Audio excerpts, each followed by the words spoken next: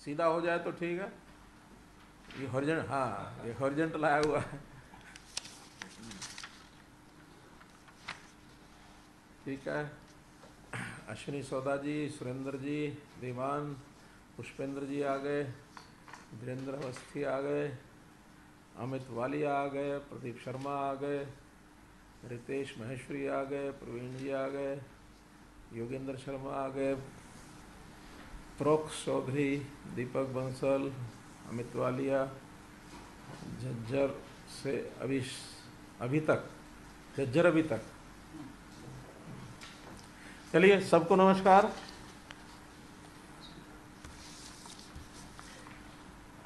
मित्रों, आज आपके साथ जुड़ने का अवसर फिर मैं ले पा रहा हूँ। कोशिश रहती है कि सप्ताह में कम से कम एक बार, नहीं तो 2 बार आपके साथ मिलना हो जाए। तो आज सबसे पहले तो जैसा हम जानते हैं कि हिंदी पत्रकारिता दिवस है, तो इस हिंदी पत्रकारिता दिवस के ऊपर आपको बहुत बहुत बधाई और शुभकामना देता हूँ, क्योंकि पत्रकारिता में हमको पता है कि इस देश की हिंदी पत्रकारिता साइज़ के हिसाब से मैं समझता हूँ सबसे बड़ी पत्रकारिता यही है। आप लोगों ने, चूँकि ये सारा कोरोना का जो कठिन परिस्थितियाँ हैं, इसके अंदर बहुत ही मेहनत से, बहुत फील्ड में घूम घूम कर भी और पूरे स्टाफ के साथ इन परिस्थितियों में काम कर रहे हैं। ये कुछ खतरे से खाली नहीं है। बहुत से पत्रकार पिछले दिनों में हमारे बीच से चले गए, हमको छोड़ के चले गए। मैं उनको अपनी ओर से श्रद्धांजलि भी देता हूँ और निवेदन करता हूँ कि सब लोग सुरक्षित रहें। सावधानी पहले, बाकी सब बाद में। जान है तो जहान है, इसलिए सावधानी कोरोना की, भले ही कोरोना की सेकंड वेव डाउनवर्ड ट्रेंड पर है, लेकिन फिर भी सावधानी से न चूकें।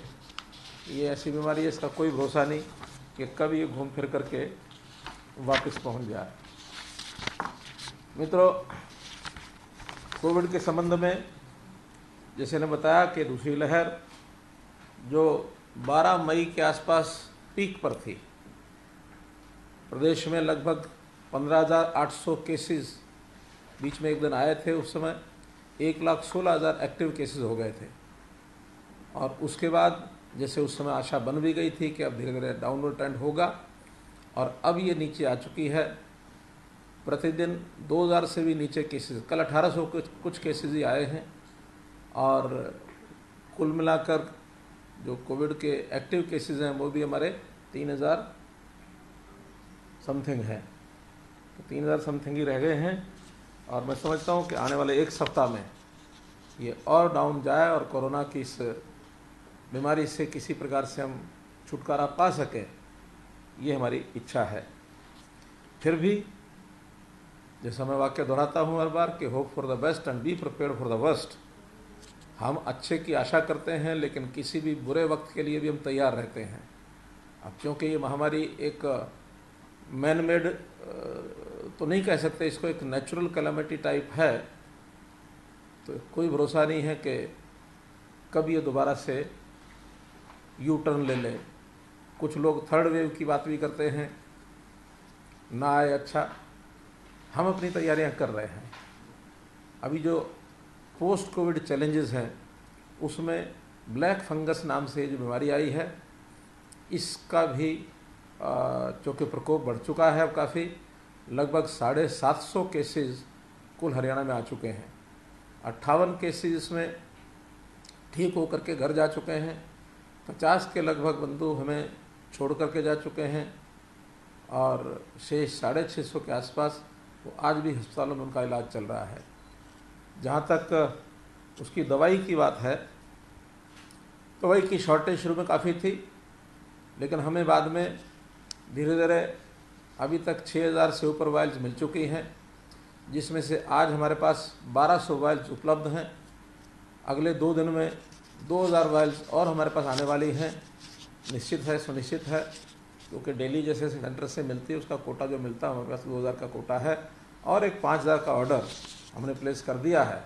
और मैं समझता हूँ कि ये सारी वायल जिस प्रकार से आवश्यकता है उस हिसाब से हमें मिलती रहेंगी, क्योंकि ये दवाई ऐसी है कि प्रतिदिन देनी पड़ती है, कम से कम 2 इंजेक्शन, ज़्यादा ज़्यादा 5 इंजेक्शन, और उसके वेट के हिसाब से, शरीर के वेट के हिसाब से इनकी डोज जो है वो तय होती है।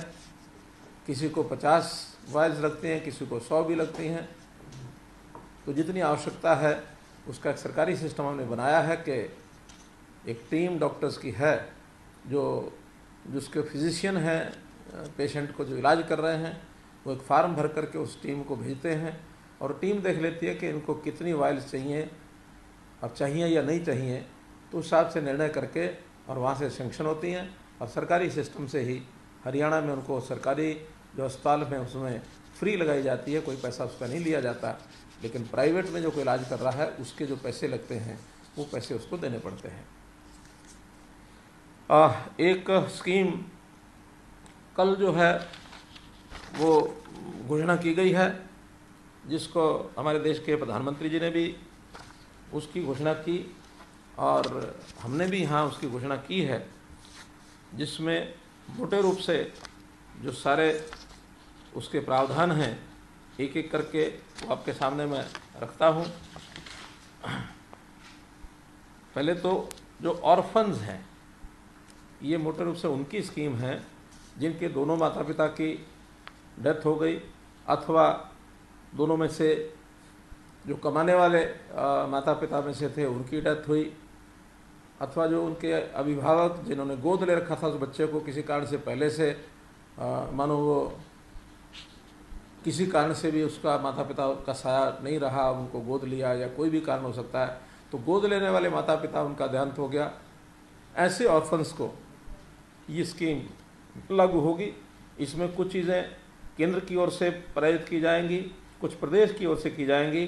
तो जो कुल मिलाकर टोटल स्कीम उसकी बनी है, उसमें ऐसे बच्चे 18 वर्ष से कम आयु के जो किसी भी अपने एक्सटेंडेड फैमिली जिसको कहते हैं विस्तारित परिवार, यानी माता पिता ना होने के बाद भी बाकी जो उनको संभाल करने वाले हैं उनके साथ अगर वो बच्चा रहता है तो 2500 रुपया महीना उसको आर्थिक सहायता दी जाएगी और 18 वर्ष तक ये सहायता चलेगी। और वो बच्चा विद्यार्थी काल जब उसका रहेगा तो उस विद्यार्थी काल में 12,000 रुपया साल का ये अन्य खर्चों के लिए ये उनको उपलब्ध कराया जाएगा। साथ ही इन बच्चों का 18 वर्ष की आयु तक health insurance Ayushman Bharat scheme में ये किया जाएगा। 5 लाख रुपए के ये एंटाइटल्ड होंगे और इसका जो प्रीमियम है वो सरकार देगी। जो आयुष्मान भारत के स्कीम के अंतर्गत जो बच्चे इनका प्रीमियम ये प्रधानमंत्री केयर्स फंड उसमें से दिया जाएगा। जो बच्चे छोटे हैं, परिवार में उनकी देखभाल करने वाला कोई नहीं है, तो ऐसे बच्चों को संस्थागत उनकी देखभाल की जाएगी। बाल देखभाल संस्थान, चाइल्ड केयर इंस्टीट्यूशन CCIs, उनके अंदर रखा जाएगा। हरियाणा में 59 बाल सेवा संस्थान हैं, तो इन बच्चों को वहाँ 18 वर्ष तक इनका सारा खर्च वहीं वहन किया जाएगा, इनकी पढ़ाई की व्यवस्था भी की जाएगी। और इस के साथ साथ उनका जो एक रेकरिंग डिपॉजिट अकाउंट होगा, आवर्ती जमा खाता, जिसमें 1500 रुपये प्रति माह 18 वर्ष की आयु तक डाला जाएगा। जो मैच्योरिटी उसकी जो अमाउंट है वो 21 वर्ष होने के बाद उस बालक को वापस उपलब्ध होगा। जो बच्चे 10 वर्ष से नीचे हैं, ऐसे बच्चों को केंद्रीय विद्यालय अथवा किसी प्राइवेट विद्यालय में एडमिशन वो ले सकेगा। उसकी फीस और अन्य खर्चे ये सरकार द्वारा दिए जाएंगे। सरकारी स्कूलों में तो सारे खर्चे वो सरकार ही देती है, उसमें उसको कोई कठिनाई नहीं है। 11 से 18 वर्ष के बच्चों को सैनिक स्कूल अथवा नवोदय स्कूल इनमें एडमिशन लेने की छूट होगी। उसकी fees right to education act के अंतर्गत ये फ़ीस स्कूलों को रियम्बर्स की जाएगी और अन्य खर्चे भी बच्चे को सरकार की ओर से दिए जाएंगे। जो किशोरी छात्राएं हैं, अनाथ हो गई हैं, ऐसी छात्राओं को कस्तूरबा गांधी बालिका विद्यालय इनमें एडमिशन ले सकेंगी। ये कुल संख्या में 36 कस्तूरबा गांधी बालिका विद्यालय हैं और इनमें वो पढ़ाई कर सकेंगी। ये आवासीय विद्यालय होंगे और फ्री ऑफ कॉस्ट इनको वहाँ पढ़ाई मिलेगी।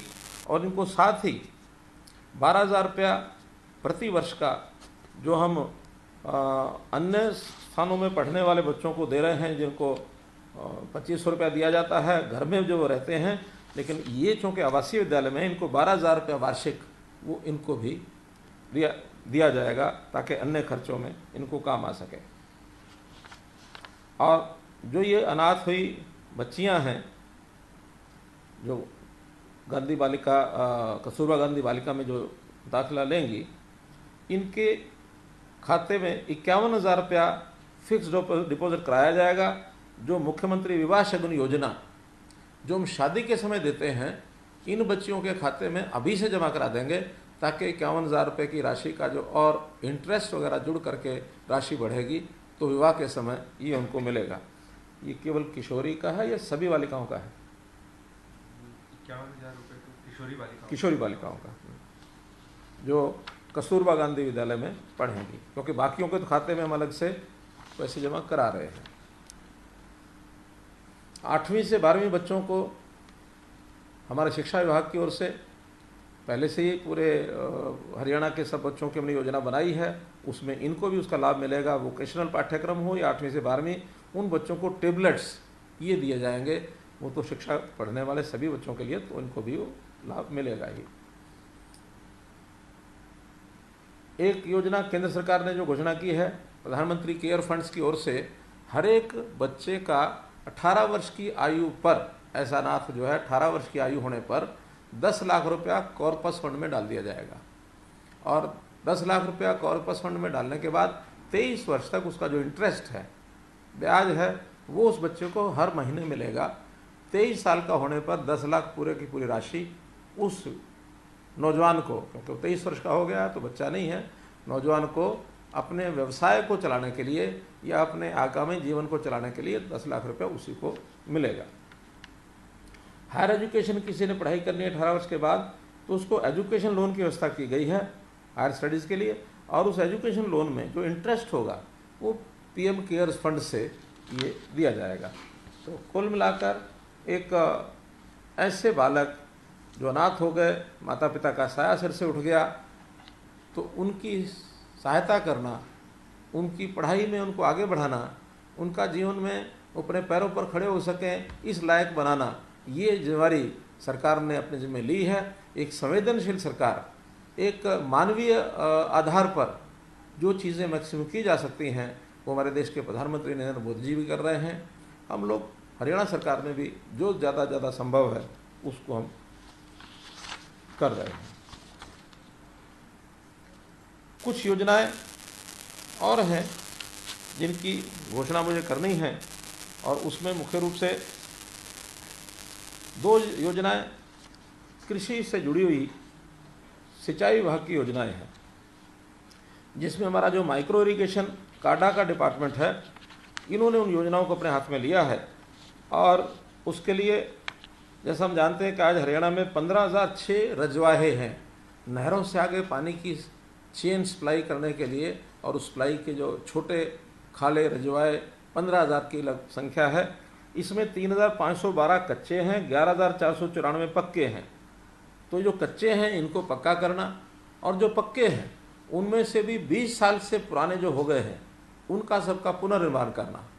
ये योजना 3 साल के लिए हमने ली है, और इसके साथ ये शर्त भी लगाई है कि माइक्रो इरिगेशन जो करेंगे उनको प्राथमिकता पर, चाहे बिजली ट्यूबवेल कनेक्शन होंगे, चाहे सिंचाई की योजनाएं होंगी, तो इनको माइक्रो इरिगेशन की प्राथमिकता जो लगाएगा उसको प्रथम उसको सेवा दी जाएगी।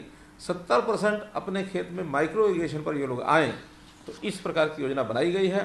3 परियोजनाओं, जिसमें Bhakra canal command phase 2, WJC canal phase 4, JLN canal command phase 2, इनके जो 1546 रजवाए हैं, इन 15,000 में से उनको सबको पक्का किया जाएगा, जिससे 5,75,000 एकड़ ये ज़मीन जो है इसकी सिंचाई होगी।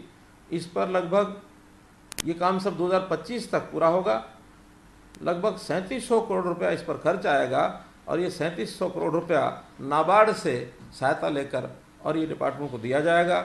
इसी साल से ये काम शुरू होगा, 20-21 से लेकर के और 24-25 तक, 20-21, 21-22, 22-23, 23-24, 24-25, तो कुल मिलाकर 5 साल में ये काम करने के लिए और ये योजना बनाई गई है ताकि पानी की बचत भी हो सके और किसान को आवश्यकता अनुसार सिंचाई करने के लिए पानी मिल सके। इसी प्रकार दूसरी जो योजना है, हमने घोषणा की थी बजट सत्र में कि गांव से गांव जोड़ने के लिए 5 कदम के जितने रास्ते उनको सबको पक्का किया जाएगा, उसकी योजना अभी इसी सप्ताह में डिपार्टमेंट ने बनाई है। ऐसे 475 कच्चे रास्ते जिनकी लंबाई 1225 किलोमीटर है, इन सबको 2023-24 तक पूरा कर लिया जाएगा। 490 करोड़ रुपए की राशि खर्च होगी और ये भी नाबार्ड से ही ली जाएगी। 2 योजनाएं स्थानीय निकाय विभाग ने ये बनाई हैं, उसमें एक बहुत ही महत्वपूर्ण योजना है, कई वर्षों से जो एक जिसको कहना चाहिए हमारे ऐसे लोग, शहरी लोग जो मकान अथवा दुकानें जिन्होंने बहुत पहले लीज पर ले ली थी, अब लीज के बाद कईयों को उसको बेचने की आवश्यकता थी, किसी ने लीज की चीज़ हालांकि बेची नहीं जा सकती लेकिन लोगों ने बेच दी, कहीं कोर्ट के केसेस हो गए, कहीं कॉरपोरेशन के साथ झगड़े हो गए। हमने योजना बनाई है कि 20 वर्ष या इससे ज़्यादा जिन परिवारों के कब्जे में लीज के कारण से जो प्रॉपर्टीज़ हैं, चाहे वो दुकान है चाहे मकान है, ऐसे सब उनको मलकियत का अधिकार दे दिया जाए, उनको मालिक बना दिया जाए। और मालिक बनाने के लिए एक स्कीम की आज मैं घोषणा कर रहा हूँ कि ऐसे 31/12/20 तक जिनको 20 वर्ष हो गए हैं, अर्थात जिन्होंने लीज इस शताब्दी की बजाय पिछली शताब्दी में ली थी, 1 जनवरी 2000 से पहले, 1 जनवरी 2000 से पहले जिन्होंने लीज पर ली हुई है, उन सब के लिए योजना है, जिसमें वो लोग एप्लीकेशन देने के बाद और इस योजना के हकदार हो जाएंगे। उनसे जो पैसा लिया जाएगा उसमें बहुत एक सामान्य हिसाब बनाया है कि जो कलेक्टर रेट है उस कलेक्टर रेट में छूट दी जाएगी। छूट कितनी होगी? अगर 50 वर्ष से ज़्यादा हो गए हैं उसके कब्जे को, अर्थात 1970 से पहले से है, तो उनको कलेक्टर रेट का 50% दिया जाएगा। 45 वर्ष पहले है तो उनको 45% की छूट दी जाएगी। 40 वर्ष से पहले का कब्जा है तो 40% छूट दी जाएगी। 35 वर्ष पहले से है तो 35% छूट दी जाएगी। 30 वर्ष पहले से है तो 30% छूट दी जाएगी। 25 वर्ष पहले है तो 25% छूट दी जाएगी। और 20 वर्ष पहले का कब्जा है जो न्यूनतम शर्त है, तो उसमें भी 20% की छूट दी जाएगी आज के कलेक्टर रेट में। लेकिन अधिकतम ये 50% ही रहेगी। कोई अगर ये कहे कि 100 साल पुरानी उसके कब्जे में है तो फ्री मिलेगी, ऐसा नहीं होगा। मैक्सिमम छूट 50% होगी। तो ये 20% से लेकर 50% की कलेक्टर रेट में छूट की दर पर उनको दिया जाएगा। बाकी प्रोसीजर हैं, अप्लाई करेंगे, 1 महीने में उस अप्लाई करने पर किसी को ऐतराज़ आपत्ति होगी तो आपत्ति दर्ज कराएंगे, 1 महीने में उसका निपटारा होगा। अगले 15 दिन में उसको 25% पैसा देना होगा और फिर आगे 45 दिन में उसको पूरा 75% पैसा देना होगा। जब पूरा 100% पैसा उनकी ओर से आ जाएगा तब उनके नाम वो जो ज़मीन, मकान और प्लॉट, जो मकान और दुकान, वो उनके नाम कर दी जाएगी। अगर मकान और दुकान 2 मंजिल है, 3 मंजिल है और 2 या 3 अलग अलग लोग उसका उपयोग कर रहे हैं, अलग अलग रसीदें कटाई हुई हैं, उसमें भी अलग अलग से उनको पैसा देना पड़ेगा। अगर 2 मंजिल है तो प्रथम तल 60%, द्वितीय तल 40%, और अगर 3 मंजिल है तो उनको प्रथम तल 50%, यानी बेस भूतल जिसको कहना चाहिए, ग्राउंड फ्लोर 50%, प्रथम तल 30% और द्वितीय तल 20%, ऐसा ये 100% का बंटवारा होगा। छत का अधिकार जो सबसे ऊपर वाला मंजिल का व्यक्ति होगा उसको होगा, लेकिन उसके ऊपर निर्माण नहीं कर सकेगा, केवल छत का उपयोग जो करना होता है वो छत का उपयोग उस प्रकार से वो कर पाएगा। तो ये सारे इसके अंदर एक प्रावधान किए गए हैं। बहुत लंबे समय से ये मांग चलती आ रही थी, तो इसका हमने प्रावधान किया है। और ये अब समझो कल 1 तारीख है, कल से इस योजना का शुभारंभ मानना चाहिए। आज इसका नोटिफिकेशन हो जाएगा, तो कल से इस योजना को हम शुरू करेंगे। और जो 20 साल जिसको 31/12/2020 तक हो गए हैं वो लोग इसमें अप्लाई कर सकेंगे। एक दूसरी योजना वो भी घोषणा कर रहा हूँ कि शहरों के अंदर बहुत से ऐसी भूमि म्यूनसिपैलिटीज़ की ये पड़ी हुई है, बेकार है, कहीं कहीं प्राइवेट प्रॉपर्टी के बीच में घिरी हुई पड़ी है, रास्ता नहीं है, या कहीं कहीं अनुपयोगी हो गई है, छोटा टुकड़ा है। तो ऐसे टुकड़ों को साथ लगते प्लॉट धारक को या कोई भी उसको खरीदना चाहे तो उसको बेचने का म्यूनसिपैलिटी को एक प्रावधान कर दिया गया है कि मूल्य निर्धारण करा करके मूल्य निर्धारण की व्यवस्थाएं बनाई गई हैं। चाहे वो बैंकिंग की व्यवस्था मूल्य निर्धारण की उस अनुसार करें, चाहे इंश्योरेंस की मूल्य निर्धारण की व्यवस्थाएं उस अनुसार होगी। तो ऐसी 2 या 3 व्यवस्थाएं ऐसी बनी हैं। मूल्य निर्धारण थर्ड पार्टी करेगी, सरकार नहीं करेगी। तो जो थर्ड पार्टी द्वारा मूल्य निर्धारण हो करके उसका कीमत होगी, उस कीमत पर जो अप्लाई करेंगे उस अप्लाई करने वाले को उसको दे दिया जाएगा। तो पहले ये इस प्रकार का प्रावधान न होने के कारण से बहुत प्राइवेट लोगों को भी उसका कठिनाई थी और उनके बीच में कहीं उनके प्लॉट को 2 हिस्सों में बांटते थे। खास करके जो गांव शहरी क्षेत्र के अंदर विलीन हो गए हैं, उन गांव के राजस्व रास्ते जो होते थे, आज वो राजस्व रास्ते किसी के उपयोग के नहीं हैं, क्योंकि सड़कें डेवलपमेंट प्लान के हिसाब से अलग बन गई हैं और वो लोगों की ज़मीन के बीच के रास्ते हैं। लोगों को उसका उपयोग करना है अपनी ज़मीन का, वो बीच में अड़चन बनती है। पहले ज़मीन को बदलने का जो प्रावधान था कि इतनी ज़मीन लेकर के इतनी वापस करते थे, उसमें से एक सहूलत दे करके कि उस ज़मीन को जो बाजार भाव है उसके हिसाब से उनको बेच दिया जाए। हाँ, म्यूनसिपैलिटीज़ इस पैसे का उपयोग अपने दैनिक खर्च में नहीं करेंगे, उसको एक अलग अकाउंट में रखेंगे। वो एसेट्स बनाने में, चाहे तो ज़मीन बनाने में या कोई भवन बनाने में, उस एसेट क्रिएशन के अंदर ही उस पैसे का उपयोग हो पाएगा। अपना डे टू डे जो रेवेन्यू एक्सपेंसेस है उसके अंदर उस पैसे को खर्च नहीं कर पाएंगे। कुल मिलाकर ये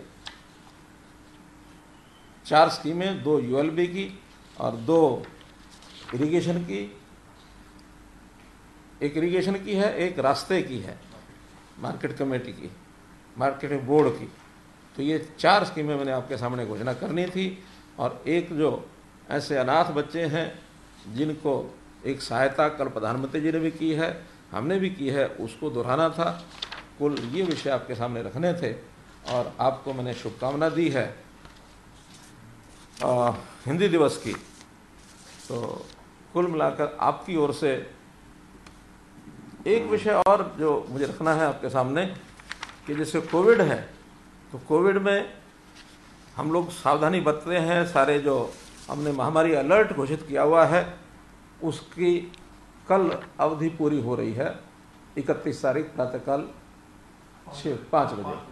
तो उसको आगे के लिए भी, क्योंकि अभी एकदम हम ऐसा अपने आप को ये ना माने कि कोरोना से बिल्कुल निजात मिल गई है, तो कुछ छूट देते हुए उसको फिर से दोबारा 1 सप्ताह के लिए बढ़ाया जा रहा है, अर्थात 7 जून तक प्रातःकाल 5 बजे तक। महामारी अलर्ट सुरक्षित हरियाणा। तो इसमें सबसे पहले जो दुकानें खुलने का समय है उसको, जो पहले 7 बजे से 12 बजे तक था, कुछ रिप्रेजेंटेशन हमको मार्केट्स के मिले जिन्होंने कहा कि सवेरे चाहे थोड़ा लेट कर दें लेकिन दोपहर तक या दोपहर बाद थोड़ा समय तक और खोला जाए। तो इसका समय बदल करके 9 बजे से और 3 बजे तक ये किया जाएगा और उसी प्रकार से ऑड इवन हिसाब से चलेगा। ऑड जो डेट है तो ऑड नंबर की दुकानें, इवन डेट है तो इवन नंबर की दुकानें ये खुलेंगी। ये प्रावधान भी उसी हिसाब से ये चलेगा। आंगनवाड़ी क्रच, इनको जैसे पहले बंद हैं, इनको भी 30 जून तक बंद रखा जाएगा। कॉलेज और ITIs और जैसे स्कूल भी हमने बंद किए हैं, ये भी 15 जून तक सब बंद रहेंगे।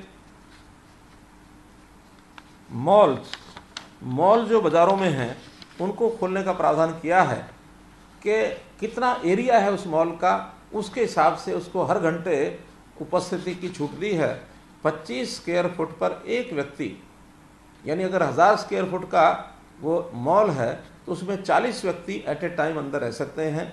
अगर 2000 का है तो 80 लोग रह सकते हैं। इसी हिसाब से जितना एरिया है उस एरिया का बता करके और अपना कोई ऐप बनाएंगे वो कि पहले से प्री अपॉइंटमेंट लेकर के लोग आएँ और उस हिसाब से एंटर करें, और जो एंटर किए हैं वो बाहर आते हैं, तब जितने बाहर आते हैं उतने अंदर जा सकते हैं। 1 घंटे के लिए अंदर रहेंगे, 1 घंटे के बाद उनको बाहर आना और दूसरे घंटे वाले उनको अंदर भेजना।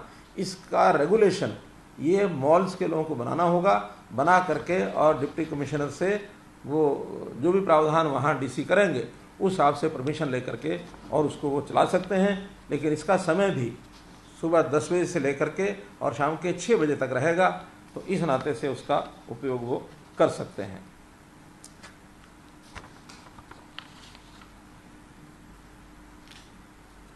हाँ, मैं समझता हूँ कि जितने विषय मुझे अपनी ओर से आपके सामने रखने चाहिए थे वो सब मैंने रखे हैं। अब आपकी ओर से यदि कोई विषय आता है, उसका एक पर्ची आई है कि इंडस्ट्रीज़ का क्या रहेगा। तो इंडस्ट्रीज़ जैसे पहले चल रही हैं, कोविड अप्रोप्रिएट बिहेवियर को लागू करते हुए मास्क है, दूरी रखना है और सैनिटाइज़र का उपयोग है, तो इन सब बातों को ध्यान में रखते हुए और इंडस्ट्री जैसे पहले चल रही है वैसे ही चलेगी। ऑफिस जैसे 50% अटेंडेंस के साथ पहले चलते थे उस हिसाब से चलेंगे। नाइट जिसको कोरोना कर्फ्यू कह सकते हैं वो 10 बजे से लेकर सुबह 5 बजे तक कोरोना कर्फ्यू भी रहेगा। कोई भी हमारे सज्जन जो कोई, क्योंकि आज हमने ये सुविधा दी है सबको कि भी कोई प्रश्न आप सीधे भी पूछना चाहें तो पूछ सकते हैं। पिछली बार हमने ऐसा नहीं किया था, तो अपना जो हाथ खड़ा करेंगे, रितेश महेश्वरी जी हाथ खड़ा कर रहे हैं। रितेश जी। धन्यवाद मुख्यमंत्री जी। सबसे पहले तो आपको बहुत बहुत बधाइयाँ, शुभकामनाएं जो अपने बच्चों का ख्याल रखा है। एक सवाल इसमें एक मेरा और ये, जो मध्यम वर्ग परिवार है या मध्यम वर्ग के जो लोग हैं जिनका थोड़ा छोटा कारोबार था, 20 लाख 50 लाख 1 करोड़ का कारोबार था, उनके लिए सरकार क्या योजनाएं कर रही है? क्योंकि इस महामारी में सबसे पीड़ित व्यक्ति वही हुए हैं, उनकी दुकानों के भी किराए देने हैं और स्टाफ की सैलरियाँ भी देनी है उनको। देखिए, पिछली बार हमने इस विषय को इस ढंग से सोचा था क्योंकि लॉकडाउन जो किया था उस लॉकडाउन की अवधि बहुत लंबी चली थी। मुझे जहाँ तक ध्यान है कि मार्च में ही लॉकडाउन शुरू हो गया था और ये जून तक जुलाई तक चला था, यानी लगभग 4 बल्कि जुलाई तक भी चला था और बाद तक भी चला था, तो 5-6 महीने लग गए थे। हाँ, अनलॉक फेज़ 1 फेज़ 2 फेज़ 3 वो भी चलाया, तो उस समय कठिनाइयाँ कुछ ज़्यादा थी। इस बार तो ये सारा जो लॉकडाउन का विषय है ये अप्रैल के महीने में शुरू करके और अब मई तक लगभग इसको समाप्त कर दिया। पिछले सप्ताह से ही हमने दुकानें खोल दी थी, तो 1 महीना 1.5 महीना ही हुआ था। इस 1-1.5 महीने में कठिनाई वैसे तो बिल्कुल नहीं आनी चाहिए, लेकिन उस प्रकार की कठिनाई जैसे पिछली बार हमने पहली लहर के समय, वो हमारे लिए एक नया भी विषय था और लंबा चल रहा था, तो उसमें लॉकडाउन भी बहुत लंबा चला। यानी लॉकडाउन के साथ अनलॉक 1, 2, 3 वो भी लंबा चला, तो लगभग 6 महीने लग गए थे। उस समय मैंने कुछ सुविधाएं दी थी, बिजली की दी थी, बाकी सब लोन की व्यवस्था की थी, सब किया था। लेकिन इस बार ऐसी व्यवस्था नहीं की है। इस बार जो कोविड से क्योंकि मरने वालों की संख्या बहुत ज़्यादा हो गई, लगभग 7,000 के आसपास लोग जान गंवा बैठे हैं, तो उनके परिवारों की चिंता करना और उन गरीब परिवारों में जिनका कोई व्यक्ति कोविड से चला गया है, ऐसे लोगों को मैंने 2 लाख रुपए की व्यवस्था की है, वो उसको दे रहे हैं। दवाई की व्यवस्था हम कर रहे हैं, इलाज की व्यवस्था हम कर रहे हैं। तो इसलिए इस पर अभी मैं समझता हूँ इतना कोऑपरेट करना, हम भी अपेक्षा करते हैं कि सब लोग कोऑपरेट करें। 1-1.5 महीने की व्यवस्था में कोई ऐसा विषय नहीं आता है। हाँ, प्रदीप जी। हाँ, नमस्कार सर। नमस्कार प्रदीप जी। मैं सर ये जानना चाहता था, दो छोटे सवाल हैं। एक तो सर जो वैक्सीन की अवेलेबिलिटी है तो उसकी आजकल काफ़ी दिक्कत आ रही है। तो पहला प्रश्न तो मेरा ये था कि हरियाणा के पास एज ऑफ नाउ हमारे पास कितना स्टॉक अवेलेबल है। दूसरा, हमने एक घोषणा की थी, आपने भी की थी, हर दोस्तों ने की थी कि आप ग्लोबल टेंडर करेंगे 1 करोड़ वैक्सीन के लिए। तो अगर उससे कुछ प्रोग्रेस है, इससे क्या करें? ये सर क्या है, हुआ है ग्लोबल टेंडर? ग्लोबल टेंडर हो गया, कल हो गया। हाँ, क्योंकि मुझे एक दिन पहले की जानकारी थी, हमारे हेल्थ मिनिस्टर ने मुझे परसों बताया था कि कल हम करने वाले थे। कल की जानकारी मैंने ली नहीं है, तो अभी बता रहे हैं हमारे एडिशनल प्रिंसिपल सेक्रेटरी के कल इसका ग्लोबल टेंडर हो गया है। अभी तक 58 लाख लोगों को वैक्सीनेशन के इंजेक्शन लग चुके हैं और आगे रेगुलर स्पीड जो हमारी 50,000 की 60,000 की है वो डेली लग रहे हैं। लेकिन जैसे ही वैक्सीनेशन के इंजेक्शन हमारे पास उपलब्ध होंगे तो ये 2 लाख प्रतिदिन लगाने की भी हमारी आगे योजना है। इसमें क्योंकि 2 प्रकार से ये सब इंजेक्शन लग रहे हैं, 45 वर्ष से ऊपर और 18 से 45, और इसमें भी 18 से 45 में भी हमने वर्क प्लेस पर कुछ विशेष कैटेगरीज जो हैं उनके लिए व्यवस्था की है ताकि उनको पहले लगाया जाए। सरकारी कर्मचारी हैं उनको पहले 20% का कोटा उसमें उनको रखा है ताकि जो आवश्यकता जिनकी पहले है उन सबको लगाएं।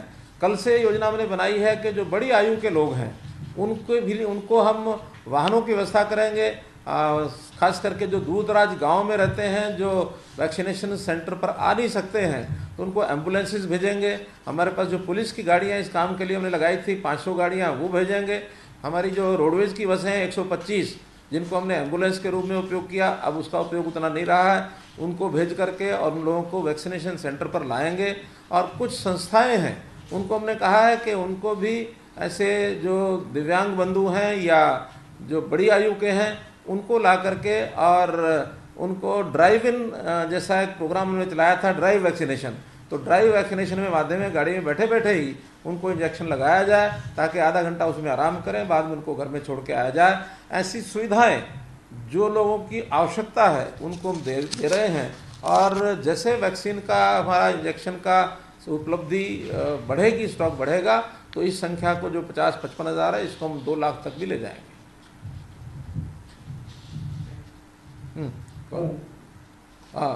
मनोज जी अनम्यूट करो, मनोज जी अनम्यूट करो पहले। हाँ ठीक है जी, नमस्कार जी नमस्कार। आवाज आ रही है? हाँ जी हाँ जी आ रही नमस्कार जी। मुख्यमंत्री की निजी अस्पतालों के माध्यम से जो लोगों का इलाज किया गया, अब कई शिकायतें आ रही हैं। हाल ही में ध्यानचंद गुप्ता जी जो कि स्पीकर हैं, आपसे मिले भी थे, उन्होंने कुछ अस्पतालों की बिल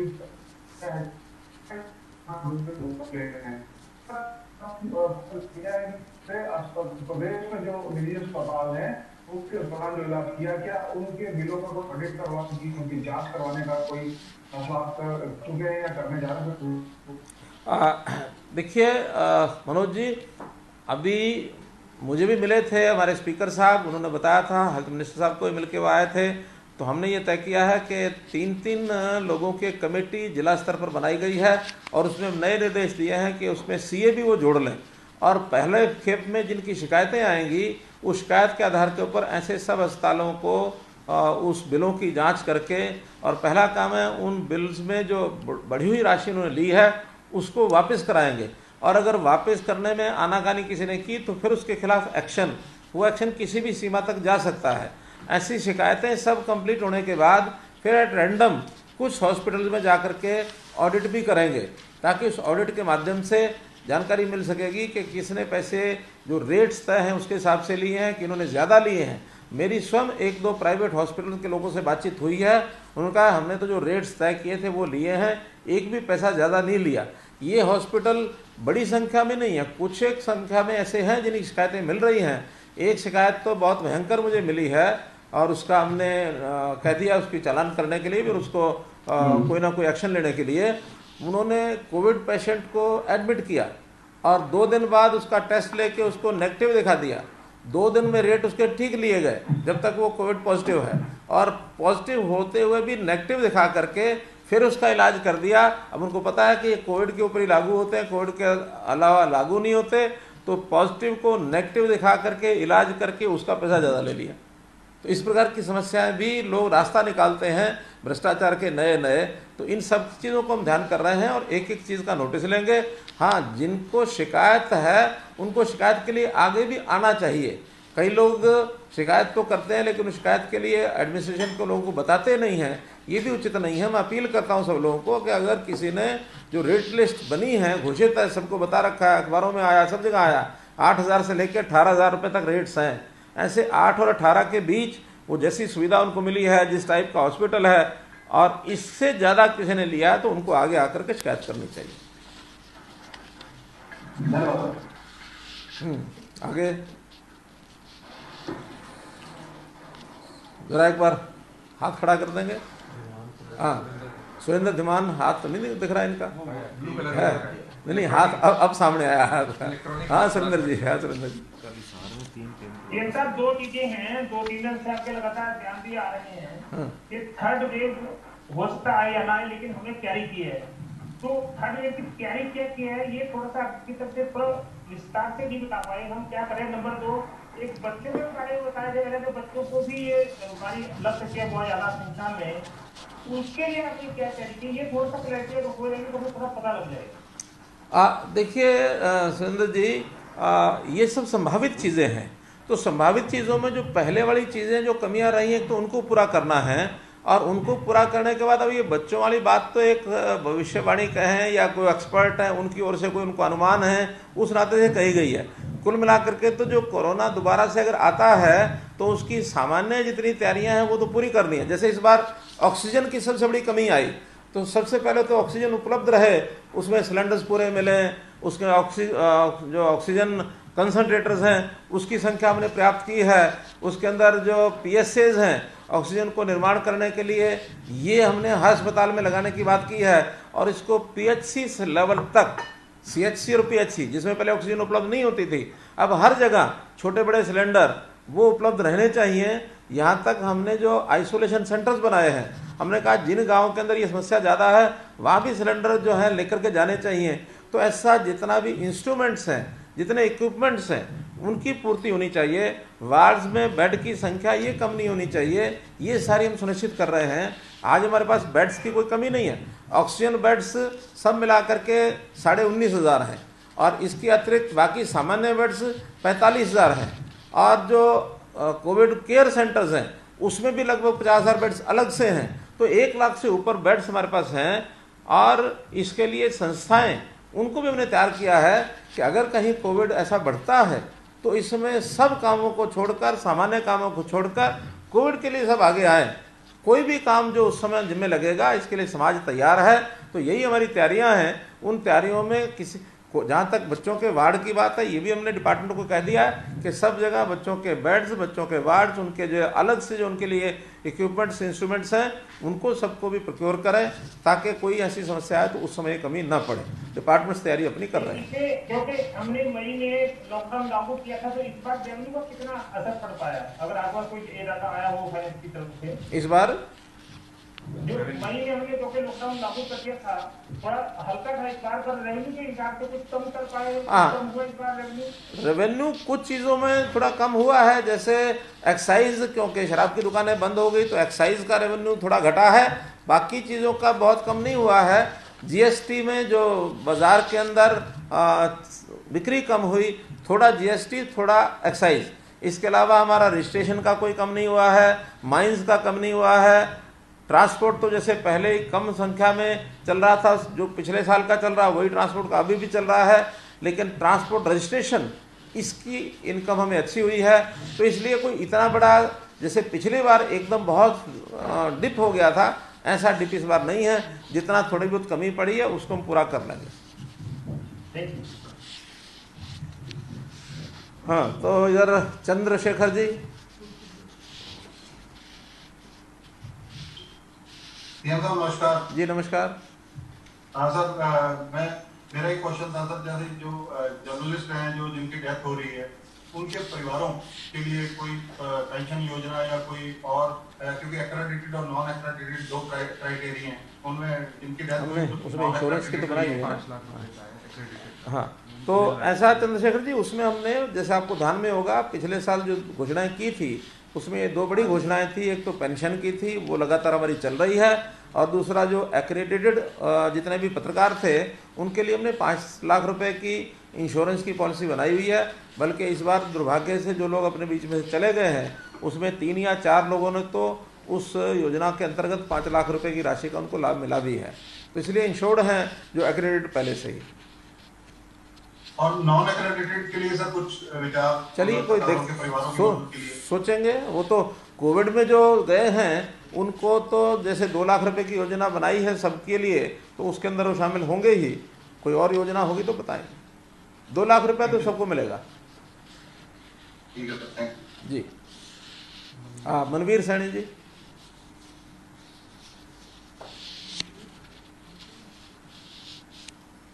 मनवीर जी अनम्यूट करो, अनम्यूट। हाँ ठीक है। नमस्कार सर। जी जी नमस्कार। सर मेरे यही जानकारी में चाह रहा था, नंबर 1 कि हमारे हरियाणा में अब तक ब्लैक फंगस से कितनी डेथ्स हुई हैं, एक। दूसरा, अब सेकेंड वेव ऑलमोस्ट चली गई है, आपने तैयारी भी बहुत की है, ऑक्सीजन वगैरह भी हुआ, इंफ्रास्ट्रक्चर भी क्रिएट हुआ, लेकिन एक बात आज तक फिर चल रही है, वो है टेक्नीशियंस की। अपना जो इक्विपमेंट है उनको हैंडल करने वाले टेक्नीशियंस की और स्टाफ नर्सेज की शॉर्टेज की। ये कमी तब भी थी, ये कमी आज भी है। इसके लिए क्या किया जाएगा? और एक छोटा सा सवाल और था सर, पिछले साल आपने ये वेबिनार्स किए थे इन्वेस्टमेंट्स के लिए, FDIs के लिए, कि कुछ कंपनीज हमारे यहाँ पे आएंगी, तो उसकी आज की अपडेट क्या है?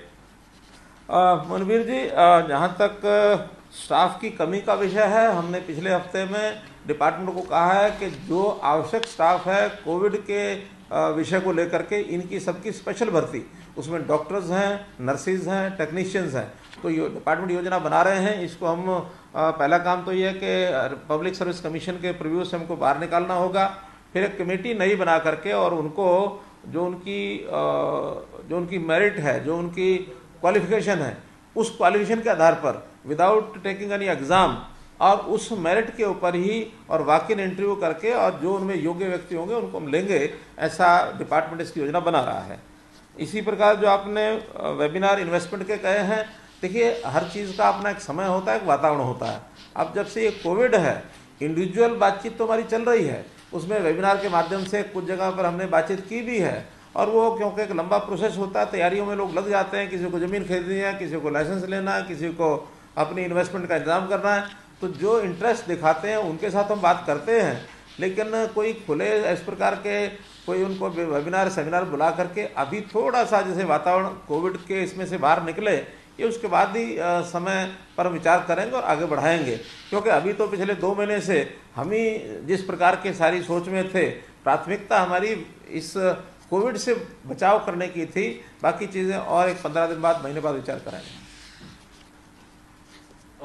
सर एक बात छोटी सी और थी, जिस तरह से कोविड के केसेस कम हुए हैं हरियाणा में, इस चीज का श्रेय आप किसको देंगे? आपके मेडिकल पैरामेडिकल स्टाफ को देंगे, या जो समय चला वो समय निकल गया? देखिए, अब मैं किसी एक को इसका श्रेय देता हूँ, क्रेडिट देता हूँ, तो मुझे लगता है दूसरों के साथ अन्याय हो जाएगा। इसलिए ये एक कोऑर्डिनेटेड एफर्ट है। इस एफर्ट में सब लोगों ने काम किया है। इसमें हमारे डॉक्टर्स ने, जो जिसको कोरोना वॉरियर्स हमने कहा, उनका तो अपना रोल है ही है, फ्रंट लाइनर्स का भी है, लोगों ने जिन्होंने सहयोग किया, जिन्होंने कोऑपरेट किया, उनको भी है, इवन जनता जिन्होंने एकता की भावना दिखाई है और अपने आप को बचाव करने के लिए कोविड का जो ये बिहेवियर है, इस बिहेवियर का पालन किया है। तो वास्तव में तो ये एक ऐसी चीज़ है, किसी एक आदमी के करने से न उसको उपचार करने से वो रुक जाएगी ऐसा नहीं है, या किसी एक विभाग के उपचार करने से रुक जाएगी ऐसा नहीं है। ये सब लोगों को मिलकर के करना है, सब लोग लगे हैं इसमें। हमारे सारे डिपार्टमेंट में, चाहे वो पुलिस का डिपार्टमेंट है, चाहे वो अर्बन लोकल बॉडीज का है, ग्राम विकास का है, इसमें हमारे शिक्षा विभाग है। आखिर शिक्षा विभाग में भी बहुत बड़ा योगदान किया कि उन बच्चों ने कितना सेक्रीफाइस किया कि जो पढ़ाई में सीधे सीधे अपने इंस्टीट्यूशन में ना जा करके घर में बैठे हैं, कोई ठीक से पढ़ाई कर पा रहा है, कोई नहीं कर पा रहा है। व्यवस्थाएं भी हमने बहुत देने की कोशिश की है, लेकिन पूरा एक स्ट्रक्चर बदलने के बाद और ये एक बिहेवियरल चेंज होता है, तो इसमें बहुत लोगों का योगदान है। किसी एक को क्रेडिट देना मुझे उचित नहीं लगता। सर बस वो ब्लैक फंगस वाली डेथ्स का रह गया, वो आप किसी अधिकारी को कह रहे कि नहीं, मुझे मालूम है 50 डेथ्स हुई हैं, 58 लोग ठीक होकर के घरों को जा चुके हैं, और लगभग 650 लोग आज भी हॉस्पिटल्स में एडमिट हैं। Thank you very much sir. ठीक, आगे आशीष अग्रवाल जी। नमस्कार मुख्यमंत्री जी। नमस्कार आशीष जी। मुख्यमंत्री जी, मेरा सवाल ये है कि कोरोना के बाद अब जो ब्लैक फंगस की बीमारी आई है उससे जुड़े जो इंजेक्शन हैं उसके लिए कमेटी तो बना दी गई, लेकिन जो संबंधित अस्पताल हैं उनका ये तर्क है कि उनको कमेटी से समय पर रिप्लाई नहीं मिल पाता और वो कमेटी को संपर्क भी नहीं कर पा रहे और परेशान जो मरीज के परिजन हैं वो हो रहे हैं। तो इसके लिए कि कोऑर्डिनेशन कुछ बेटर हो उनके बीच में, इसको लेकर क्या कुछ हिदायतें दी जाएंगी? क्योंकि ब्लैक फंगस के जो मरीज हैं उनके परिजन बहुत ज्यादा परेशान हो रहे हैं इसको लेकर सर। हाँ, देखिए आशीष जी, पहली बात तो ये है कि सबसे बड़ा संकट इसमें स्टॉक अवेलेबिलिटी का है। अब पहले शुरू के दिन जब ये कोरोना हमारे ध्यान में आया तो उस दिन सारी दवाइयाँ बाजार से गायब हो गई थी। सिर्फ पहली खेप में हमको 200 ही इंजेक्शन मिले थे और 200 इंजेक्शन देखा जाए तो गंभीर मरीज हैं, 2 मरीज भी ठीक नहीं हो सकते उससे। फिर बाद में 400 और मिले, 600 हुए, बढ़ते बढ़ते फिर अब लगभग 6-6.5 हज़ार भी मिले हैं। 6-6.5 हज़ार का भी मैं देखता हूँ तो उसको अगर 50-60 भी लगाते हैं हम इंजेक्शन तो भी कितने 60 पेशेंट को 6,000 लग जाते हैं। पेशेंट अभी 550 से यानी 600 के आसपास जो हॉस्पिटल में इस समय इलाज हो रहा है, लेकिन अभी 2,000 इंजेक्शन हमको 2 दिन में, अगले 2 दिन में मिलने वाले हैं। 5,000 का और हमने ऑर्डर दिया है। अब चूँकि 5 नई कंपनियों को भी केंद्र सरकार ने उनको लाइसेंस दे दिया है और जैसे ये प्रोडक्शन बढ़ेगा मैं समझता हूँ इसका जो रेप्लिकेशन होगा, उसका रिपीटेशन जो होगा वो प्रोडक्शन का बड़ी मात्रा में होगा और ये एक एक्सपेंशन के जो काम चल रहे हैं इसमें सरकार ने हर प्रकार की सुविधाएं दी हैं, केंद्र सरकार ने भी दी है। हमने प्रदेश सरकार में भी 500 करोड़ रुपए का एक बजट बनाया है, एक फंड बनाया है कि अगर कोई कोरोना या कोरोना से रिलेटेड अभी ये ब्लैक फंगस, इसके इलाज के लिए कोई दवाई बनाता है, कोई इंस्ट्रूमेंट बनाता है, कोई और इन्वेस्टमेंट करता है, उसके पास पैसा नहीं है तो विदाउट इंटरेस्ट 1 साल के इंटरेस्ट को भी हमने फ्री कर दिया। वो बैंक से पैसे ले और अपने काम को चालू करे।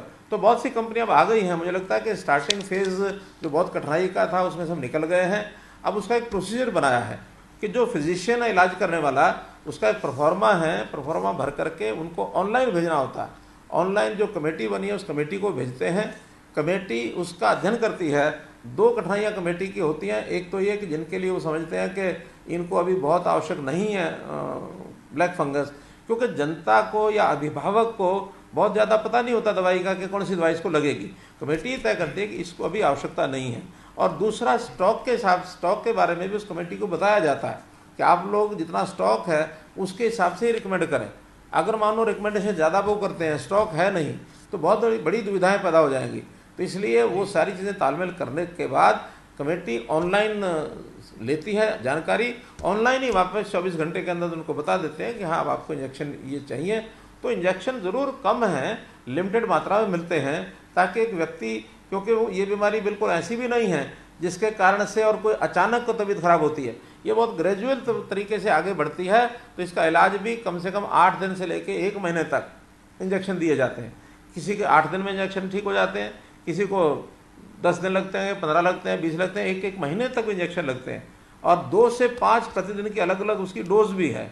तो ये सारी चीज़ें जो डॉक्टर्स हैं वही अच्छे प्रकार से बता सकते हैं। हमारा काम मुख्य है कि स्टॉक कैसे उपलब्ध हो ज़्यादा ये काम हम करते हैं। जी मनोज कुमार जी।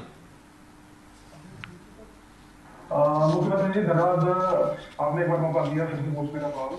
मैंने दरअसल आपको व्हाट्सएप भी किए थे सवाल, मैं उन्हीं को संक्षेप में पूछना चाहता हूँ आपसे। एक तो सर जो कल मुख्यमंत्री बाल सेवा योजना आपने शुरू की है, ऐसे प्रदेश में कोई आंकड़ा आया था कि कितने बच्चे हैं जो पहली और दूसरी लहर के दौरान अनाथ हुए हैं, उनकी संख्या क्या है? और क्या अगर कोई बच्चा अगर उसका मामला जिधर किसी एक की मृत्यु हुई है तो भी क्या उसको ये लाभ मिलेगा? और ये कैसे डिसाइड करेंगे सर कि हालांकि आपने जिक्र किया कि कमाने वाले की अगर मृत्यु होती है तो?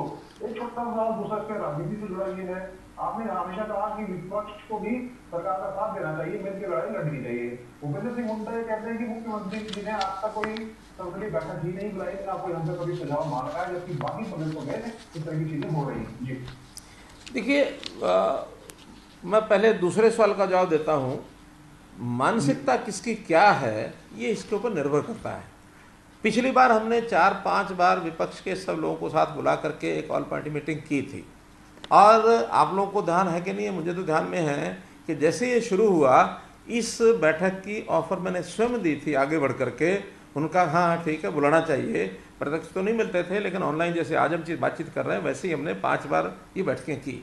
जो सुझाव उन्होंने दिए अच्छे सुझाव दिए, उसको हमने लागू भी किया, लेकिन मानसिकता में वो गड़बड़ नहीं थी जो गड़बड़ आज देखने को मिलती है।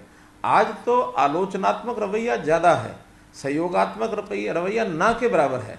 मैं कहता हूँ कि मुझे भूपेंद्र सिंह हुड्डा जी ने एक पत्र लिखा था, वो सारा पब्लिक हुआ है।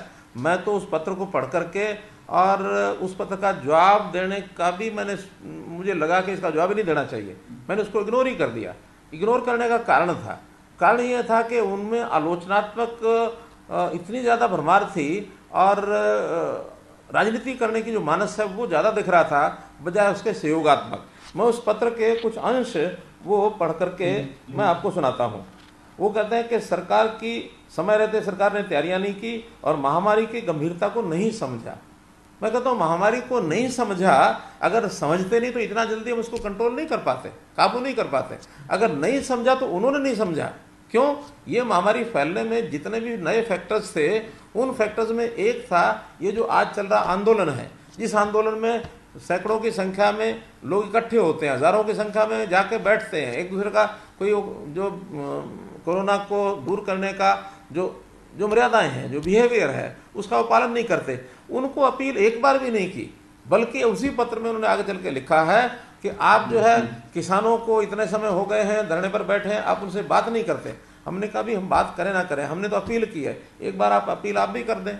आप अपील करें कि ये किसानों का इस प्रकार के धरने ठीक नहीं है, क्योंकि पहले तो मानते नहीं थे, आज सब लोग मान चुके हैं कि जहाँ जहाँ किसानों के धरने देने वाले लोग जिन जिन गाँव से ज़्यादा गए हैं उन गाँव में मृत्यु की दर जो पिछले साल मृत्यु हुई थी उससे 6 गुना, 7 गुना, 8 गुना, 10 गुना तक हुई है। और वो अगर कहेंगे कि हाँ कोरोना से नहीं हुई है, तो कोरोना से नहीं हुई तो और तो कोई महामारी इस समय है नहीं, महामारी तो कोरोना ही है। और कोरोना में हम टेस्ट नहीं कराएंगे तो कैसे पता लगेगा ये मृत्यु कोरोना से हुई है कि वैसे हुई है। नेचुरल डेथ का एक सिस्टम होता है, नेचुरल डेथ 1% से ज़्यादा पूरे साल में ये होती नहीं है। तो 1% से 2% लगा लो, ज़्यादा कभी हो भी जाए तो। लेकिन इस बार तो कितनी मृत्यु हुई है एक एक गांव में, यानी 1-1.5 महीने में ही 1% हो गई है। तो इसलिए और इसको लेकर शायद आपने कोई आखिरी रिपोर्ट भी तैयार की है सर, हमने उसको लेकर एक खबर भी की है, बहुत विस्तार से हमने बताया। हाँ बिल्कुल हमने। अब उसके बाद वो कहते हैं कि किसानों के आंदोलन के कारण से किसानों से कोविड-19 के प्रोटोकॉल और लॉकडाउन के अनुशासन की अपेक्षा नहीं की जा सकती। यानी इतना बड़ा आंदोलन का विषय हो गया कि कोविड से बड़ा खतरनाक है क्या? वो कोविड का खतरा ये सबसे ज्यादा है। और वो अपने पत्र में लिखते हैं कि किसानों से अपेक्षा ही मत करो, ये किसानों को कहो ही मत। यानी जिस चीज में फंडामेंटल उनके हमारी सोच में अंतर है तो उनको बैठक में बुला के करेंगे क्या? तो इसलिए वो केवल एक इन चीजों को लेकर के कि इस समय में सिवाय राजनीति करने के उनके पास और कोई विषय नहीं है। तो हम लोग चाहते हैं कि वो लोग तो पहले ही लाइन में लिखते हैं कि आपके पास नेतृत्व नहीं है, आपके पास सोच नहीं है, आप कुछ कर नहीं सकते हैं, सरकार उन जिम्मेवारियों का निर्वहन करने में विफल रही है। अगर वो मुझे बुलाने से पहले मुझे रहेंगे आप तो विफल हैं, तो फिर मुझे आपको बुला करके अपनी सफलता का कारण आपको तो नहीं बुलाना। सफल होना तो मुझे अपने आप ही होना है। मुझे आपसे ये सीख लेनी कि मैं सफल कैसे होऊंगा। आपसे ज़्यादा बढ़िया सरकार तो हम चला रहे हैं, पिछली बार भी चलाई, आज भी चला रहे हैं। और मैं ये कहता हूँ कि अगर इसी प्रकार से वो चलते रहे तो 2029 तक तो बिल्कुल सपना ही ना ले दोबारा आने का। 2029 तक तो यही सरकार चलेगी। आज लोग जले भुने बैठे हैं उनके कामों से, उनके व्यक्तित्व से, उनके भाषणों से कि किस प्रकार का यानी चाहे उनका केंद्रीय नेतृत्व हो कांग्रेस का, चाहे इनका प्रदेश नेतृत्व हो, जैसे देश विरोधी और प्रदेश विरोधी जितने भाषण कार्यकलाप करते हैं तो उसमें उनको अपने गिरबान में झांकना चाहिए कि हम क्या बोलते हैं। तो इसलिए अब वो जो कुछ लिखते हैं बाद में एक दूसरा पत्र उन जनता को लिखा, केवल इस मेरे पत्र की जो मुझे पत्र लिखा इसकी खींच मिटाने के लिए जनता को फिर 100 शब्दों में 100 भाषा में उन्होंने पत्र लिखा, वो भी हमने पढ़ा है। उसके लिए मैं उनको बधाई देता हूँ कि जनता से अपेक्षा भी की है। अपना उन्होंने वक्तव्य भी बताया कि हम भी सहयोग करना चाहते हैं, महामारी भयंकर है, इससे बचना चाहिए, दूर रहना चाहिए। ये बात वो किसानों को भी कह सकते हैं, क्योंकि किसान राजनीति का एक हिस्सा उनके लिए बने हुए हैं। यानी सारा किसान नहीं है, पूरे किसानों में हमने विश्लेषण कराया है, एक मुट्ठी भर लोग जो किसान नेता इस नाते से बने हुए हैं केवल उनकी अगुवाई करते हैं और उस नाते से उनको भड़काते हैं, और वो एक मृग मृच्छका में बैठे हैं कि शायद हमारी गाड़ी इस आंदोलन को सपोर्ट करके पार हो जाएगी। ये भूल में बैठे हैं, इसलिए उनको ज़रूर इसका विचार करना चाहिए। और जहाँ तक पारदर्शिता की बात है, वो कहते हैं पारदर्शिता, जितनी पारदर्शिता हम बरत रहे हैं आज, जितने खुल करके मैं आपसे बात कर रहा हूँ, कभी उन्होंने खुल के बात की? कभी नहीं की। हम हर चीज़ पब्लिक को बताते हैं, पब्लिक से जानकारी लेते हैं और फील्ड में काम करते हैं। आज 8000 टीमें हमारी गांव-गांव जा करके और घर घर में एक एक व्यक्ति की जांच कर रहे हैं, और जांच करने के बाद 3000 लोग ऐसे जांच के माध्यम से हमने निकाले हैं जिनको कोविड है। अगर वो कोविड पॉजिटिव 3000 लोगों को ना निकाल पाती हमारी टीमें, तो 3000 कितने गुना लोगों को आगे कोविड फैलाते हैं? वो बहुत फैलाते हैं। तो इसलिए रूट लेवल पर काम करना, किस व्यक्ति का क्या कठिनाई है उसको दूर करना, और किसानों की कठिनाइयाँ भी हमको ध्यान में, किसानों के लिए कितने ही हमने काम किए हैं। किसानों के लिए हमने प्रोक्योरमेंट, शायद हर प्रदेश से ज़्यादा बढ़िया प्रोक्योरमेंट का विषय हरियाणा में आज है। प्रोक्योरमेंट की फसलें, बाकी प्रदेश आसपास के 2 फसलें, धान और गेहूँ, तीसरी चीज़ प्रोक्योर नहीं करते। हम 10 फसलें प्रोक्योर करते हैं। हम अपने पड़ोसी राज्यों के भी प्रोक्योरमेंट में उनकी सहायता करते हैं, चाहे वो गेहूँ हो। चोरी चोरी लोग बाजरा भी आकर के यहाँ बेचते हैं, 800 रुपये क्विंटल का फर्क है बाजरे का। तो हम इतनी सारी चीज़ें प्रोक्योर करते हैं। किसान को सीधा पैसा अगर दिया है तो हमारे देने के बाद फिर पंजाब को मजबूरन वो देना पड़ा है। मंडी व्यवस्थाएं हमारी सबसे बढ़िया है। हमने पेमेंट लेट होने पर, चाहे 1 दिन 2 दिन 3 दिन लेट हो, हमने लेट होने पर उनका इंटरेस्ट दिया है। लगभग 1 करोड़ रुपया इंटरेस्ट का गया किसानों को, जो आज तक कभी किसी ने दिया नहीं। कहने को भले ही कहा होगा, लेकिन एक दिन का इंटरेस्ट काउंट करके उनको दिया है। तो मेरे मित्र, हम लोगों ने जितना किया है उसके पासंग भी कहीं उतर नहीं सकते किसान। ये अपने हमारे कांग्रेस के बंधु, हमारे नेता, इसलिए ऑल पार्टी मीटिंग मुझे कोई दिक्कत नहीं है, लेकिन ऑल पार्टी मीटिंग में मानस इनका ठीक हो तब कोई हर्ज नहीं बुलाना, बुलाया जा सकता है।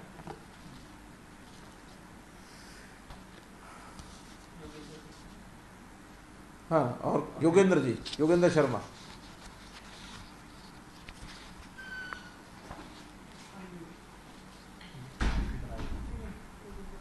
हेलो, नमस्कार जी जी नमस्कार।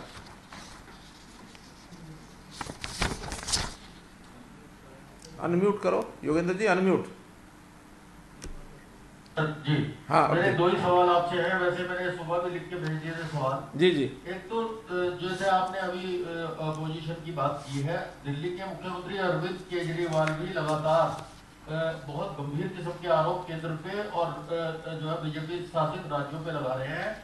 अभी उन्होंने लास्ट में ये कहा कि ये जो केंद्र ने राज्यों के ऊपर जिम्मेवारी डाली है वो ऐसा हो गया जैसे पाकिस्तान से युद्ध चल रहा हो और केंद्र ये कह दे कि भाई अपनी अपनी रक्षा आप करें सारे राज्य।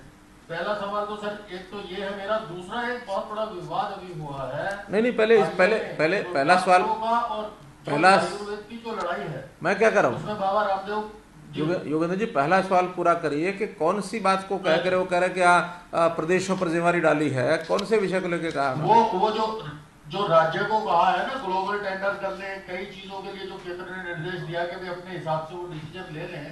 वैक्सीनेशन की शॉर्टेज और तमाम चीजों को लेकर उन्होंने सवाल उठा दिए कि भाई ये तो युद्ध की स्थिति है और हमारे ऊपर डाल दी। एक तो सर ये है। अच्छा, दूसरा मेरा ये था कि जो बाबा रामदेव वाला अभी विवाद हुआ है, आयुर्वेद और आईएमए का जो डिस्प्यूट चल रहा है उस पर अभी आपने कुछ नहीं कहा, इस पे आप क्या कहेंगे?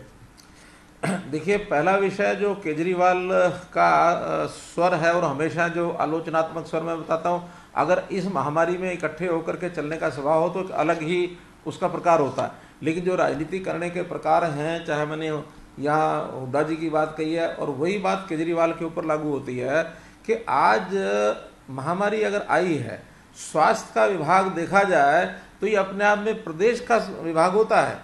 चाहे स्वास्थ्य है, कितने विभाग ऐसे हैं जो प्रदेश के ही जिम्मे होते हैं। केंद्र तो एक महामारी के होने के नाते से उसमें सहयोग की भूमिका में आती है कि आपको कोई सहयोग की आवश्यकता हम करेंगे, और हम करेंगे तो उसके अंदर कोरोना के वैक्सीनेशन के टीके सारे आज तक तो केंद्र की ओर से आ रहे हैं, और केंद्र की ओर से आ रहे हैं तो उसमें अब जैसे दिल्ली की आबादी 2 करोड़ है, हमारी आबादी 2 करोड़ 90 लाख है, तो कुल मिलाकर के आज भी अगर रेशो से देखें तो दिल्ली के लोग 51 लाख वैक्सीनेशन के उनको मिल चुके हैं इंजेक्शन। अगर उनको 51 लाख 2 करोड़ के हिसाब से मिले हैं तो हमको ये 74-75 लाख मिल जाने चाहिए थे। हमारे यहाँ भी 58 लाख आए हैं। तो देखा जाए हरियाणा और दिल्ली तुलना कर लें तो दिल्ली को वैक्सीनेशन के टीके ज़्यादा मिले हैं, हरियाणा को कम मिले हैं। और अगर दूसरे प्रांतों का भी लगाएंगे आप, पर मिलियन अगर पॉपुलेशन का हिसाब लगाएंगे तो दिल्ली को इंजेक्शन सबसे ज़्यादा मिले हैं। फिर अगर वो कहेंगे इंजेक्शन नहीं मिल रहा है और उठा करके जितना स्टॉक आएगा, अब जितना स्टॉक आएगा मिलेगा तो सारे देश को, अकेली दिल्ली को तो नहीं मिल सकता, और सारे देश को मिलेगा तो प्रोरेटा मिलेगा। और क्योंकि ये चीज़ ऐसी नहीं है कि हरियाणा यानी अपने देश के अंदर सब अपनी ही प्रोडक्शन है और हम बना रहे हैं और बनाने के बाद दे नहीं रहे हैं। बहुत चीज़ें इसमें रॉ मटेरियल है वो बाहर से आता है। अगर अपने देश में बनता भी है तो सारी चीज़ अपने आप नहीं बना सकते। दूसरे जो बाहर के इंजेक्शन है, स्पुतनिक इंजेक्शन है, उसका हमने यानी रजिस्ट्रेशन उसका किया है। और भी कंपनियां जो कर रही हैं, तो सभी प्रदेश बाहर से मंगाने का प्रयत्न कर रहे हैं। जिनको जल्दी चाहिए मंगा सकते हैं। केंद्र तो आज भी दे रहा है, जो आज देगा वो आगे भी लगेंगे। वो ड्रामा करने के लिए क्या किया, कल से मेरे वैक्सीनेशन सेंटर सारे बंद। क्यों बंद? क्योंकि मुझे टीके नहीं मिले हैं। हम कहते हैं टीके तो बाकी प्रदेशों से आपको ज़्यादा मिल रहे हैं। आप जैसे बाकी प्रदेश कर रहे हैं, आज हम भी 2 लाख एक ही दिन में लगा करके अपना स्टॉक खत्म कर सकते हैं। हमको पता है कि जितना स्टॉक मिल रहा है, हम 50,000 60,000 रोज करेंगे तो ये काम हमारा चलता रहेगा। तो ये सूझबूझ अरविंद केजरीवाल को रखनी चाहिए। वो सूझबूझ रखने के बजाय राजनीति करने का उसका मानस है, वो करता है। और विपक्ष के लोग अगर महामारी पर भी करते हैं तो भगवान भला करे उनका। इसलिए महामारी पर राजनीति किसी को नहीं करनी चाहिए, ऐसा मेरा उनको भी एक सलाह है। जहाँ तक आयुर्वेद की बात है, आयुर्वेदिक और एलोपैथिक, देखिए इसमें बहुत समय से, प्राचीन काल से आयुर्वेद हमारी स्वास्थ्य सेवाओं का केंद्र बिंदु रहा है। बाद में एलोपैथी ये आगे बढ़ी, इसके ऊपर काम हुए, रिसर्च हुई। एलोपैथी ने भी देश और दुनिया के अंदर अपना एक स्थान बनाया है। इसके बाद बहुत सी ऐसी फोर्सेज हैं जो इन सबका कम्बिनेशन करके कि भी एलोपैथी भी चलनी चाहिए, आयुर्वेद भी चलना चाहिए। दोनों के कम्बिनेशन के साथ चीज़ों को आगे बढ़ाना चाहिए। और ऐसे समन्वयवादी जो चिकित्सक हैं, चिकित्सा के जो विशेषज्ञ हैं, बहुत बड़ी संख्या में आगे आ गए हैं। लेकिन ये अच्छी बात नहीं है कि आयुर्वेद एलोपैथी को ना माने, एलोपैथी आयुर्वेद को ना माने। ये दोनों एक्सट्रीम हैं। मैं दोनों एक्सट्रीम में से किसी से भी सहमत नहीं हूँ। इनको सबको तालमेल बैठा के आगे बढ़ना चाहिए। हम कम से कम तालमेल बैठा के बढ़ रहे हैं, चाहे वो आयुर्वेद की दवाइयाँ हों, चाहे एलोपैथी की दवाइयाँ हों। जो जिसके मन में विचार आता है, जो जिसको सूट करती है, वो उसके हिसाब से वो चलता है। इसलिए इस नाते से समय बैठा के चलना चाहिए। बहुत बहुत धन्यवाद। आप लोगों ने इतना, सबने अच्छे प्रश्न किए और अच्छा सहयोग किया और सारे प्रश्न सामने आए। आपके माध्यम से जनता को ये पहुँचे, ये मेरी अपेक्षा। बहुत बहुत धन्यवाद।